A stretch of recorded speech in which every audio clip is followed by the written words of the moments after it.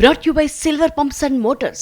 Top quality और consistent performance के लिए सिर्फ सिल्वर पंप्स नाम याद रखना. 2-3 యూనిట్లతోనే చేస్తేనే పెద్ద సినిమాలు కంప్లీట్ అవుతున్నాయి. ఇలాంటి టైంలో ఒక్క హీరో కోసమే వెయిట్ చేస్తా, ఒక్క సినిమా కంప్లీట్ అయ్యాకే ఇంకో సినిమా గురించి ఆలోచిస్తా అంటే చెల్లుతుందా అంటూ సందీప్ రెడ్డి వంగాకి రకరకాల సలహాలు ఇస్తున్నారు నెటిజన్లు. ఇంతకీ టాపిక్ ఏంటి అనుకుంటున్నారా? మరేంటో కాదండోయ్, మన డార్లింగ్ తోనే ముడిపడి ఉంది.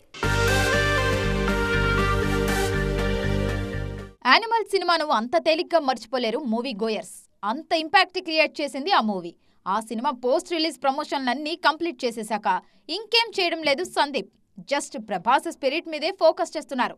యానిమల్ 2 గురించి ఎవరైనా అడిగినా ఆఫ్టర్ స్పిరిట్ అనే అంటున్నారు. ప్రభాస్ వరుసగా షూటింగ్ చేస్తున్నట్టే ఉన్నా సెట్స్ మీద ఇన్ని సినిమాలుండేసరికి దేనికి ఎన్నాళ్లు కేటాయిస్తారో తెలియని పరిస్థితి. ప్రస్తుతం ఫౌజీ షూట్లో బిజీగా ఉన్నారు డార్లింగ్.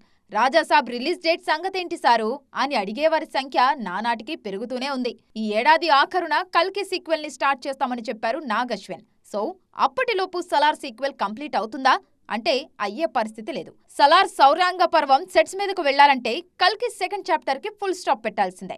డార్లింగ్ ఇన్ని పనులు పూర్తి చేసుకుని వచ్చే వరకు సందీప్ వెయిట్ చేయాల్సిన అవసరం ఉందా? పనుల పని యానిమల్ 2 స్క్రిప్ట్ ప్రీ ప్రొడక్షన్ కూడా కంప్లీట్ చేస్తే సైమల్టేనియస్ గా 2 ప్రాజెక్టుల్ని కానిచ్చేయచ్చుగా అని సలహాలిచ్చేవారి సంఖ్య పెరిగింది. ఇంతకీ సందీప్ మనసులో ఏముంది?